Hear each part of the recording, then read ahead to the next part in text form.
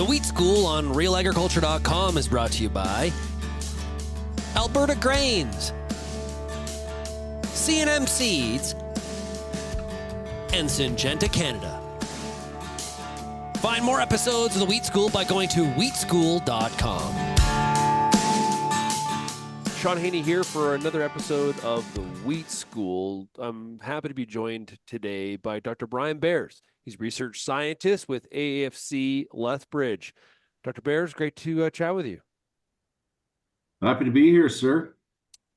Okay, so you did some really interesting research. We're part of a project looking at the yield potential of wheat versus where what we're actually achieving, and looking at that yield gap in Western Canada. What did you find? Well, I think just to back up a little bit and say, why do we care? I think there's a lot of different reasons. I think, no one in Canada or the US really had done this with wheat before at a large landscape. And so really, there was some interest in new players trying to get into that wheat space of innovation. And so the question started to be like, okay, so what is our state right now in terms of wheat yield? How much does it vary? And how close to the potential are we reaching it on the farm?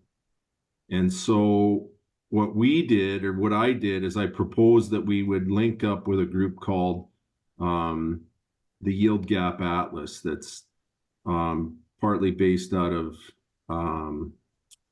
University of Nebraska at Lincoln under Dr. Patricio Grassini, who I knew. And so we teamed up there, and also with Kansas State, Dr. Romulo Lalato, where he would lead the US. And so what we wanted to do was understand, based on soil characteristics of the prairies, based on weather patterns, all that kind of stuff, and genetics, what's our potential? And then using experimental data that myself and others have done over the years, under real control but still field environment conditions, what have we been realizing there in terms of potential? How does that compare? And then the third component would be, let's talk to producers, access different data points or databases to see what we're seeing on the farm. And then that difference between, so you've got three bars on a graph, if you will. One is like the full-on potential for the prairies. Then you have what we, from our experimental data, have given you as sort of like the potential. And so you can push that potential, let's say, 80-85% of that theoretical bar, because if you go any further than that, you're probably going to be in a cost prohibitive situation on the farm. Yep. And then that third bar would be, okay, how close to that are we getting on the farm? And that difference is our yield gap. And so yeah, it a lot of work went into gathering up and trying to understand how many unique sort of zones do we have, what are called buffers across the prairies that are wheat producing, obviously, and then start modeling what the potentials are, start using our experimental data, and then start getting a sense from farmers what they're actually realizing on farm. And then from that, the last phase was, let's talk to and survey farmers and see what they're doing in terms of practicing, to see if we can drill into, what are those factors that are causing a farm to have a fairly wide gap, or what are the factors that are closing it down? And so that's where it came from. And then eventually it becomes part of this interactive map on the Yield Gap Atlas, www.yieldgap.org /Canada, and you can go take a look and see what you have in different areas of the prairies. So in terms of that yield gap that you just talked about, what did it work out to be for the Western Canadian prairies? Well, we're doing actually better than the US. And I think like if I think our theoretical or that top end, that ceiling based on um soil parameters, radiation, all that kind of fun stuff, along with genetics. I believe we're in the range of topping out at around, what would it be, like 6 tons per hectare you know, for a ceiling. And then the range that we're seeing, on farm is I think in the neighborhood of 3.2 to 6. So we've got some areas where we've got a 50% yield gap, but for the most part, we're averaging around 63 to 65% of where we want to be. And so we're not too far away from that 80%. Whereas surprisingly, a lot of the plains areas of the US were closer to that 50%. And the way to think about it too is like, okay, now we have this. So what do we do with that part of it? And I think it's important to understand, like if you're at 80, 85, like there's not much more on the management side to really take it any higher anyway.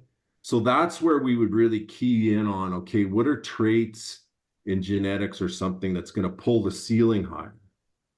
But if you're at 50%, like there's no point talking about moving the bar over here, the ceiling. Like we got to figure out the management that's going to take us up into that, 75, 80, 85 range. And then at that point, we can think a little bit more about moving the ceiling further. And so I think that, to me, that helps the entire value chain really understand where those priorities are or should be dedicated to. And so that was kind of the motivation behind it, is understanding it and then trying to sort out, well, where would the priorities be based on that.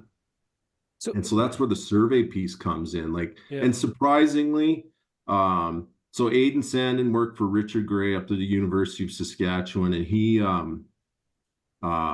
did some great work for his master's thesis. And really, in a nutshell, there was kind of an interesting thing that he came out with. Like you think in media, popularizing media and whatnot, you think like you hear a lot about nitrogen, right? And you would come to the conclusion we're probably overusing nitrogen. Well, we aren't in wheat.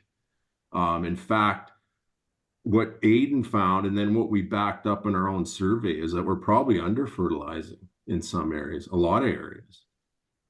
There was sort of a cutoff point of about 80 pounds, where guys that were under 80 pounds were creating a yield gap. Guys that were over that were probably closing it down. And if, I found that really illuminating myself. I was like, that's, and then when you think about it, yeah, okay, that makes a lot of sense. So that's just, the one example of factors that start influencing where and what we see for yield gaps. From a research priority standpoint, what directions do you in your mind would you like to see the industry move towards to try to assist growers to close this gap? A lot of it gets answered if you're taking more of a systems approach anyway, where you're trying to pull together components that we're going to talk about later in terms of a genotype by environment by management sort of paradigm or system, and then feed it that way. And I think that's what we'll see, in the decades to come, is it'll be sort of an interplay of, funding to focus on that management piece to make sure we're at a minimum gap, and then funding over here to keep trying to move that bar up so that we are moving the needle on potential too, which obviously we are. I mean, we've got, 1.2 on average % yield gain per year. So, I mean, it's happening already. Brian, thanks for joining us for this episode of the Wheat School. Yeah, my pleasure, Sean.